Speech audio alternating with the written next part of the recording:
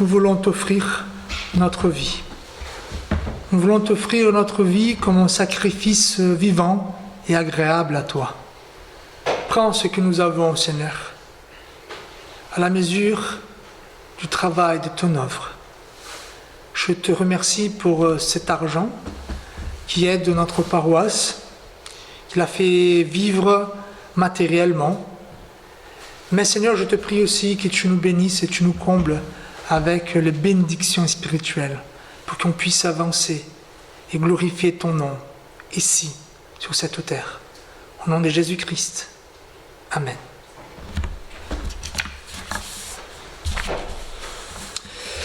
Alors nous allons passer au moment de la lecture de la méditation d'aujourd'hui. C'est une lecture longue, je vous le dis de suite, c'est un chapitre du prophète Jérémie.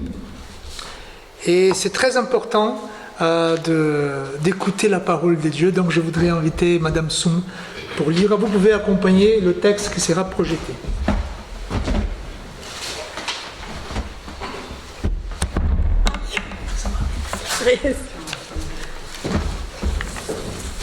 Je vous montre la longueur du texte. C'est un chapitre entier, c'est un dialogue entre l'Éternel et Jérémie, parce que le peuple d'Israël s'est encore une fois mal conduit. C'est le chapitre 14. La parole qui fut adressée à Jérémie par l'Éternel à l'occasion de la sécheresse. Juda est dans le deuil. Ces villes sont désolées, tristes, abattues. Et les cris de Jérusalem s'élèvent. Les grands envoient les petits chercher de l'eau, et les petits vont aux citernes, ne trouvent point d'eau, et retournent avec leurs vases vides. Confus et honteux, ils se couvrent la tête. La terre est saisie d'épouvante parce qu'il ne tombe point de pluie dans le pays. Et les laboureurs confus se couvrent la tête. Même la biche dans la campagne met bas et abandonne sa portée, parce qu'il n'y a point de verdure. Les ânes sauvages se tiennent sur les lieux élevés, aspirant l'air comme des serpents. Leurs yeux languissent parce qu'il n'y a point d'herbe. Si nos iniquités témoignent contre nous, agis à cause de ton nom, ô Éternel, car nos infidélités sont nombreuses, nous avons péché contre toi. Toi qui es l'espérance d'Israël, son sauveur au temps de la détresse, pourquoi serais-tu comme un étranger dans le pays, comme un voyageur qui entre pour passer la nuit? Pourquoi serais-tu comme un homme stupéfait, comme un héros incapable de nous soutenir? Tu es pourtant au milieu de nous, ô Éternel, et ton nom est invoqué sur nous. Ne nous abandonne pas. Voici ce que l'Éternel dit de ce peuple. Ils aiment accourir çà et là, ils ne savent retenir leurs pieds. L'Éternel n'a point d'attachement pour eux. Il se souvient maintenant de leurs crimes et il châtie leurs péchés. Et l'Éternel me dit, il dit à Jérémie, n'intercède pas en faveur de ce peuple. S'ils jeûnent, je n'écouterai pas leurs supplications. S'ils offrent des holocaustes et des offrandes, je ne les agréerai pas, car je veux les détruire par l'épée, par la famine et par la peste. Je répondis, ô Seigneur éternel, voici les prophètes leur disent, vous ne verrez point l'épée, vous n'aurez point de famine, mais je vous donnerai dans ce lieu une paix assurée. Et l'Éternel me dit, c'est le mensonge que prophétisent à mon nom les prophètes. Je ne les ai point envoyés, je leur ai point donné d'ordre, je ne leur ai point parlé. Ce sont des visions mensongères, de vaines prédictions, des tromperies de leur cœur qu'ils vous prophétisent. C'est pourquoi ainsi parle l'Éternel sur les prophètes qui prophétisent à mon nom, sans que je les ai envoyés, et qui disent « Il n'y aura dans ce pays ni épée ni famine. Ces prophètes périront par l'épée et par la famine. Et ceux à qui ils prophétisent seront étendus dans les rues de Jérusalem.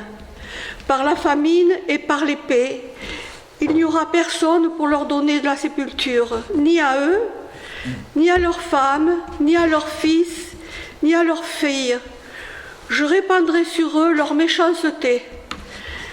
Dis-leur cette parole. Les larmes coulent de mes yeux nuit et jour, et elles ne s'arrêtent pas, car la Vierge, fille de mon peuple, a été frappée d'un grand coup, d'une plaie très douloureuse.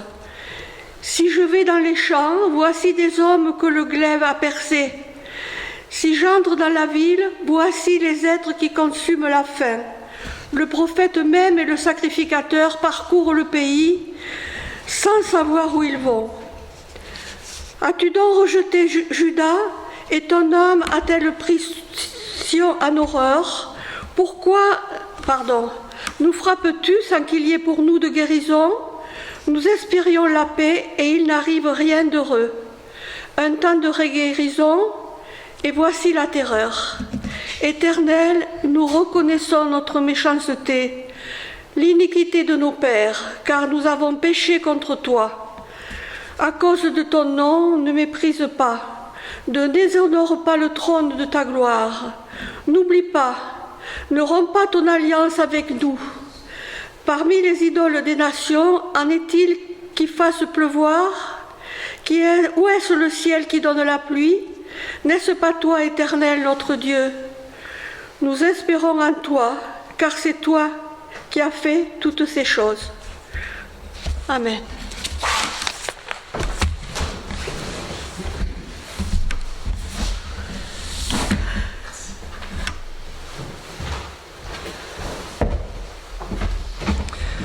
Le texte long, avec une bonne lecture, semble très court et très agréable à écouter. Merci Madame Soum. Je vous invite à la prière. Seigneur notre Dieu, viens nous éclairer sur ce texte difficile, ce texte qui parle de jugement. Amen. Alors je voudrais vous raconter une histoire de Monsieur Boulanger. Monsieur Boulanger était un homme normal, rien de hyper intéressant chez lui. Il n'était pas le plus riche, il n'était pas le plus beau, il n'était pas le plus intelligent, mais il voulait se marier. Un jour, il a rencontré Marie. Marie qui a vu en lui quelque chose que personne ne sait, elle tombe amoureuse de lui. Et Marie et Monsieur Boulanger décident de se marier. En fait, pour se marier, il fallait trouver un travail. Monsieur Boulanger a trouvé son travail. Il fallait acheter une maison. Il a acheté la maison.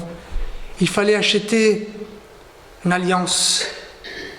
Il fallait payer la fête des mariages. Tout a été fait. Et donc, Monsieur Boulanger, avec Marie, ont décidé d'avoir des enfants. 1, 2, 3 enfants. Et toutes les vacances, ils partaient ensemble pour profiter de leur famille. Mais un jour, Monsieur Boulanger, il commence à échanger quelques mots un peu compliqués avec les amis du travail, avec des dames. Et des mots qui vont passer à coups de téléphone. Et bientôt, Monsieur Boulanger commence à aimer d'autres femmes. Évidemment, il était préoccupé parce que voilà, il savait que quelque chose ne se passait pas bien. Il va voir ses amis. Et Monsieur Boulanger écoute de ses amis, vous inquiétez pas, les femmes pardonnent toujours, c'est pas un problème, ça arrive, c'est la vie, tu peux rien faire si tu tombes amoureux. Et donc, un jour, Monsieur Boulanger rentre chez lui et Marie est partie. Et là, il est triste, il est désespéré. Il disait, mais je l'aimais beaucoup. Pourquoi elle est partie? Je pense que vous êtes tous d'accord que M. Boulanger n'aimait pas Marie. M. Boulanger aimait ce qu'il vivait. M. Boulanger et Marie avaient tout pour un vrai mariage, une maison, une alliance, des vacances, une maison. Mais dans le cœur de M. Boulanger, il n'aimait pas Marie. Peut-être que vous croyez que c'est l'histoire de M. Boulanger. Ben non, ça c'est l'histoire du peuple de Dieu. Ça c'est l'histoire de l'Église. qui dit, qui aime Dieu, qui veut avoir ses temples, qui veut avoir tous les coutumes et habitudes en tant que chrétien, mais qui finalement n'aime pas Dieu. Et notre texte, c'est un texte assez difficile, parce que ça parle d'un jugement de la part de Dieu. Jérémie qui est un prophète choisi par Dieu, qui vient parler au nom du peuple, prier Dieu au nom du peuple. Et en fait, ce texte, il veut nous faire comprendre que le peuple, là on parle des Judas, les Juifs, que le peuple ne peut plus se réfugier derrière les habitudes religieuses, derrière la liturgie, derrière le temple, derrière à tout ce qu'ils croyaient être religieux. Mais au contraire, que Dieu ne voyait que le cœur de ces gens, pas toutes ces choses-là qui cachaient la vraie identité de ce peuple-là. Évidemment, ça nous parle énormément. Nous ne pouvons plus nous réfugier derrière une religion morte, une tradition qui ne veut plus rien dire. Nous ne pouvons pas, en tant que personne, nous cacher derrière une éthique humaniste ou un consumérisme effréné. Le salut se trouve en Jésus. La réponse et l'accomplissement fidèle de l'alliance de Dieu se trouve en Jésus. Et je voudrais expliquer ce texte pour qu'on puisse faire que ce texte-là ait un sens pour nous aujourd'hui. Alors, ce texte, il veut nous montrer quelque chose. Bon, d'abord, que le jugement de Dieu est inévitable. Ce texte commence à parler de la sécheresse et du jugement de Dieu. Le texte commence, comme vous avez pu écouter, il annonce la sécheresse. C'est une catastrophe naturelle qui vise le dérangement du peuple. Et pour le peuple juif, cette sécheresse, ce phénomène climatique, est un signe de la retraite de la bénédiction divine. C'est comme si Dieu ne bénissait plus le peuple. Alors, c'est intéressant parce que la sécheresse, ce n'est pas un problème qui va toucher soit les nobles, soit les pauvres. La sécheresse touche tous les niveaux de la société. Les nobles, les paysans, les animaux. Je me rappelle, quand je suis arrivé au Mas d'Asile en 2022, il y avait une sécheresse pendant l'été. Donc je connaissais tout le monde agricole et je me rappelle d'avoir entendu « Ah ouais, maintenant, il n'y a plus de foin à faire. Il n'y a plus de foin, maintenant il faut peut-être vendre les vaches pour acheter de la nourriture parce qu'on ne pouvons plus nourrir les vaches. » Donc, on voit ici un problème qui touche toute la société. Un problème, la sécheresse qui provoque, comme dit le texte, le deuil, le désespoir et même la honte parce qu'il n'y a plus d'eau. C'est intéressant parce que le texte parle d'un jugement divin. Ça veut dire que cette sécheresse est causée par Dieu, dans l'intention de montrer cette rupture avec Dieu. Le peuple de Dieu a violé l'alliance. Il y a une rupture. Frères et sœurs, cette première section décrit la condition de notre monde. Nous vivons dans un monde blessé et souffrant. Les maux qui l'affectent atteignent tous les niveaux de la société, laissant derrière eux le deuil, la honte et le désespoir. Bienvenue au monde. Je sais que pour beaucoup qui sont nés après la 12e guerre, vous avez vécu des moments très prospères. Avec l'éducation, il y a eu même une révolution parce qu'il y avait beaucoup d'étudiants, il n'y avait pas beaucoup de travail. Voilà, vous voyez, un monde où il y a beaucoup d'étudiants qui peuvent donner des études à tous. C'est un moment prospère. Mais ce n'était pas toujours comme ça. Vos grands-parents ont connu la guerre. Vos parents ont connu la guerre. Pour les petits qui sont là, vos arrière-grands-parents ont connu ça. C'était difficile. Et voilà, c'est une marque de notre monde. C'est le désespoir. Alors, Et malheureusement, ce qui nous semble, l'avenir nous semble un peu obscur. Je ne veux pas être le prophète de la destruction là, mais quand on voit ce qui arrive, c'est un peu grave. Donc, cette première session vient décrire aussi notre réalité, le monde souffrant. Mais nous continuons, et ce texte aussi, il veut montrer que les formes religieuses ne garantissent pas le salut. Les formes, je ne parle pas du fond. En fait, c'est intéressant ici, juste en donner par rapport au texte en soi, la littérature. Ce que Jérémie est en train de faire ici, c'est une chose connue, c'est une lamentation. C'est une façon de s'exprimer devant Dieu. C'est quoi une lamentation? Lamentation, c'est quand on vient auprès de Dieu, on représente le peuple, et Jérémie était un prophète, il pouvait le faire.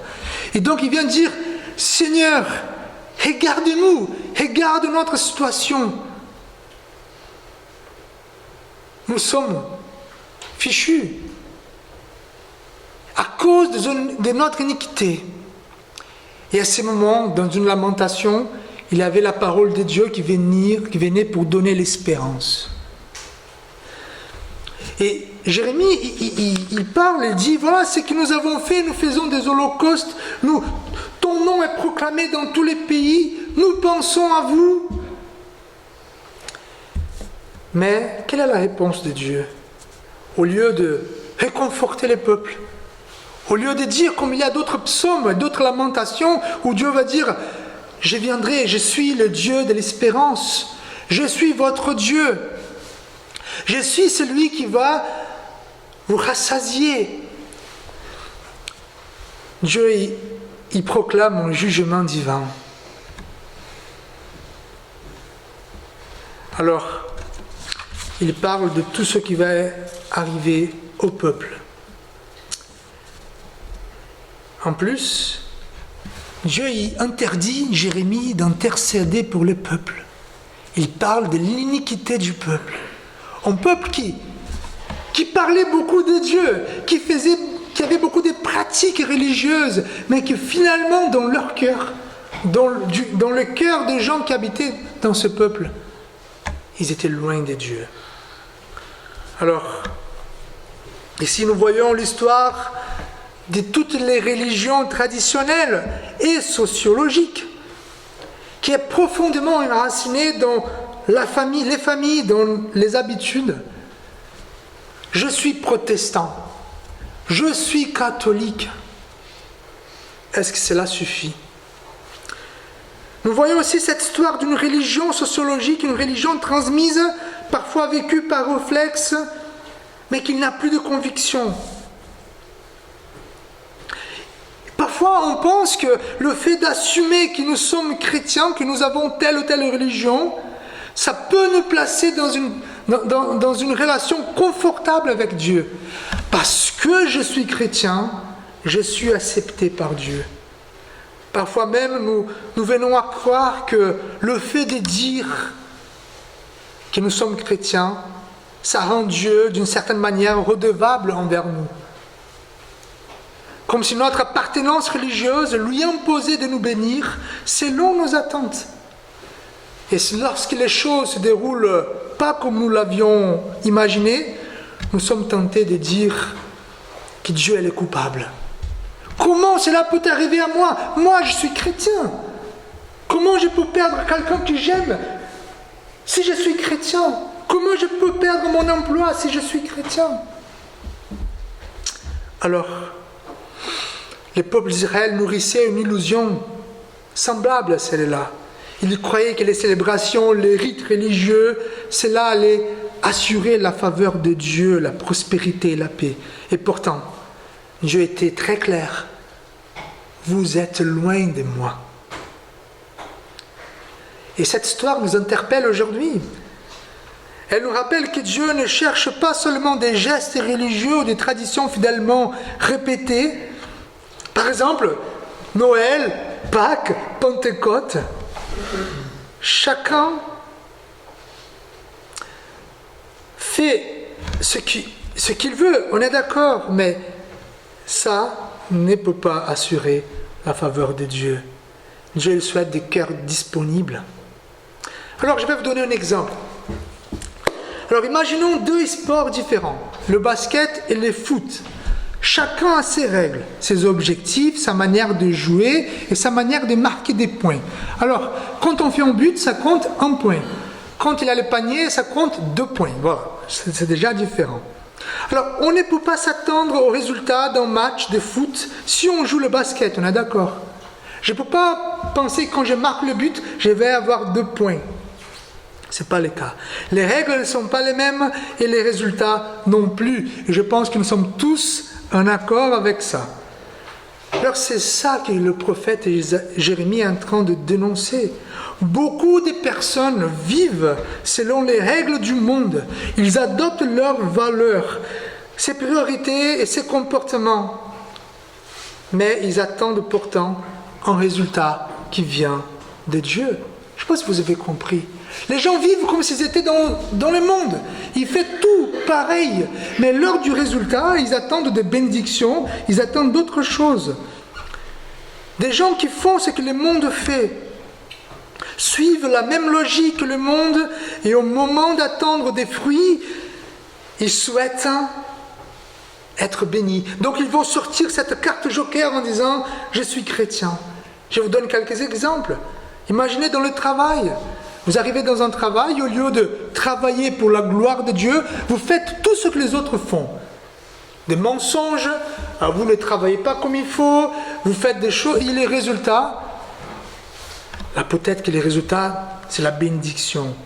Et le mariage, c'est pareil. Vous voulez vivre en mariage, et vous faites tout ce que le monde fait dans un mariage, et vous souhaitez que les résultats ils soient différents. Pourquoi? Carte joker, je suis chrétien. Alors, mais cela n'est pas cohérent.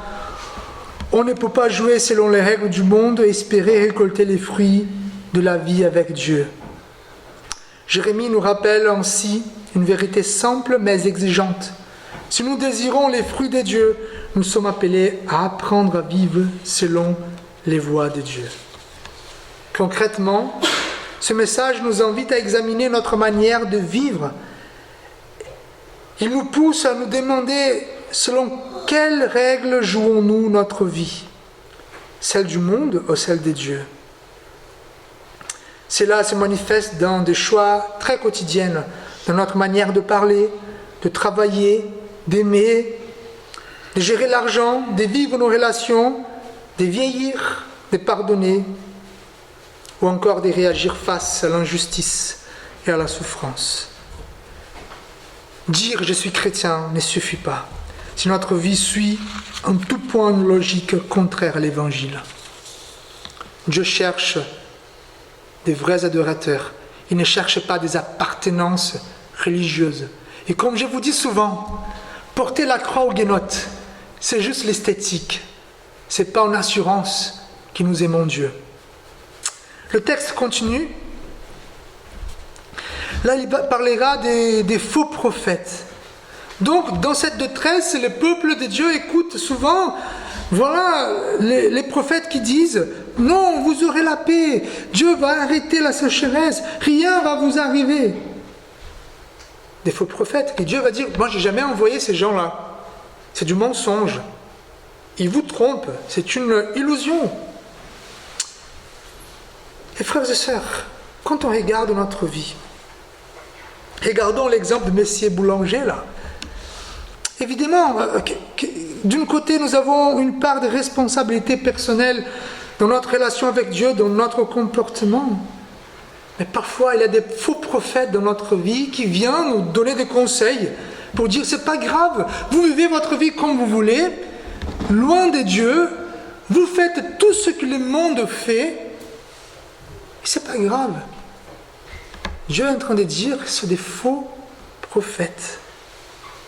Et qui sont les faux prophètes? Ce sont toutes ces voix qui nous disent que nos actions n'ont aucune importance pour Dieu. Non, Dieu, c'est pas grave. Si on a une vie qui n'est pas sainte, c'est pas grave. Cette voix, ces faux prophètes sont ceux qui affirment que vivre loin de Dieu ou proche de lui reviennent au même. Ah non, mais si tu dis que tu aimes Dieu, si tu Si tu n'aimes pas Dieu, c'est pas grave. C'est la même chose. Dieu, il n'est pas intéressé à ces choses-là. Les faux prophètes sont ceux qui disent encore que l'Église ou la paroisse est inutile. Venir à la paroisse est inutile. Ça sert à quoi? Je peux bien rester chez moi? Ça, c'est des faux prophètes. Ceux qui vont dire que l'Église, elle est toxique. Alors, ceux qui disent que c'est possible de vivre une foi chrétienne isolée, sans lien, sans engagement et sans responsabilité, sont des gens qui, ainsi comme pour Messier Boulanger, qui ont dit « c'est pas grave, c'est la vie ». Non. C'est pour ça que nous devons arrêter ces voix-là pour entendre la voix de Jésus. Les voix des faux prophètes sont séduisantes parce qu'elles disent ce que nous voulons écouter.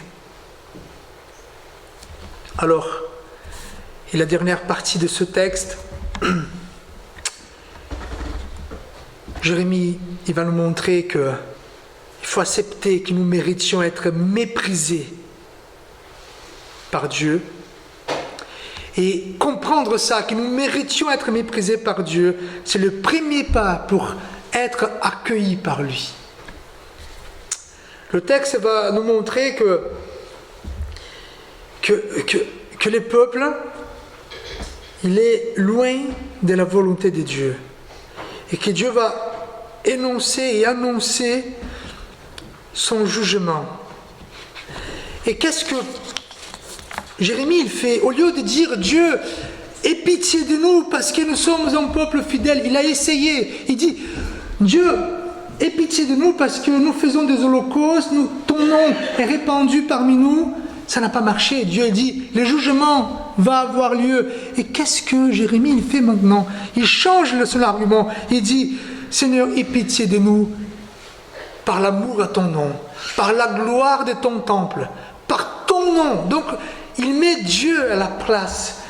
Jérémie est en train de dire, il n'y a rien de beau dans ce peuple-là pour que Dieu puisse avoir pitié. Il faut que Dieu ait pitié du peuple grâce à l'alliance qu'il a établie avec son peuple. Et donc, frères et sœurs, je sais qu'on écoute à droite, à gauche, que c'est pas grave. Vivons notre vie chrétienne comme nous voulons. Faisons ce que nous voulons. Mais ce que Jérémie est en train de dire, d'abord, il faut reconnaître que nous méritons d'être méprisés, que nous avons des fautes.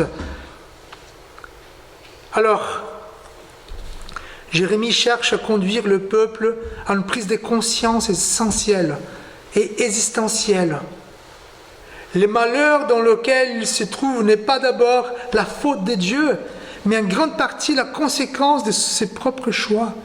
Si le monde il va mal, frères et sœurs, c'est parce qu'un jour on a dit que l'homme il était bon par nature, parce qu'un jour nous avons dit que Dieu n'existait pas et que l'homme pouvait marcher bien selon une loi humaniste.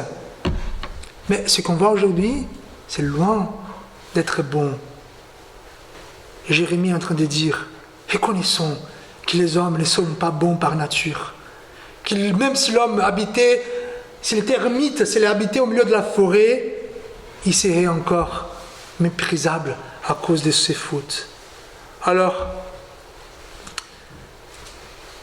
cette réalité nous rejoint encore aujourd'hui, malgré tout ce que nous pourrions considérer comme bon, respectable ou religieux dans nos vies, cela ne suffit jamais à convaincre Dieu de nous épargner et de nous sauver. Nous ne pouvons pas nous appuyer sur nos mérites, nos efforts et même notre image spirituelle. Alors, qu'est-ce qu'il nous faut? Par amour à Dieu, nous devons faire confiance à sa fidélité, à son nom, à sa gloire. Et par amour et pour honneur à son saint nom, Dieu a envoyé son Fils Jésus-Christ afin de venir à la rencontre de l'homme pour le sauver. Pour sauver qui? Ceux qui reconnaissent leurs besoins de secours, ceux qui reconnaissent leurs fautes, ceux qui reconnaissent que leur âme a besoin de revenir vers son Créateur. ceux qui ont soif de l'eau de la vie et faim du pain de la vie. En agissant ainsi, Dieu nous accorde sa grâce. Une grâce qui ne nous laisse pas inchangés, mais qui nous transforme et nous appelle à vivre selon sa volonté. Vivre cette grâce, c'est apprendre à marcher sur le pas de Jésus-Christ, adopter son chemin, son amour, apprendre à l'obéir jour après jour. Vivre la grâce, c'est incarner Jésus-Christ à travers notre vie. Vivre la grâce de Jésus, c'est apprendre à incarner Jésus-Christ à travers la vie de Fabio. Que Dieu nous aide. Prions. Alors pour jeudi, nous avons l'étude biblique. Voilà, 14h30. Et réunion de prière cette semaine. Voilà, réunion de prière à 17h chez notre sœur Simone. Samedi, nous avons le catéchisme avec les enfants à partir des 10 ans. Et samedi prochain aussi, nous aurons leur rencontre écuménique au Carlabail. Voilà, donc ceux qui souhaitent venir au Carlabail à 14h30 aussi, au temple du Carlabail, c'est une rencontre écuménique annuelle. Toutes les années, on fait à peu près à cette date-là. C'est un moment de célébrer l'unité de tous les chrétiens.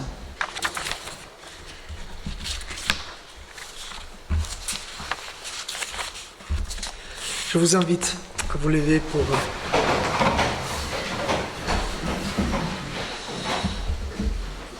Paul nous exhorte. Frères, par les compassions de Dieu, je vous exhorte à offrir vos corps comme un sacrifice vivant, saint et agréable, ce que sera de votre part un culte raisonnable. Ne vous conformez pas au siècle présent, mais soyez transformés par le renouvellement de l'intelligence, afin que vous discerniez quelle est la volonté de Dieu, ce qui est bon, agréable et parfait. Que la grâce de Dieu Tout-Puissant, le Père, le Fils et le Saint-Esprit soit avec vous tous, aujourd'hui et à jamais. Amen. Et nous pouvons chanter cette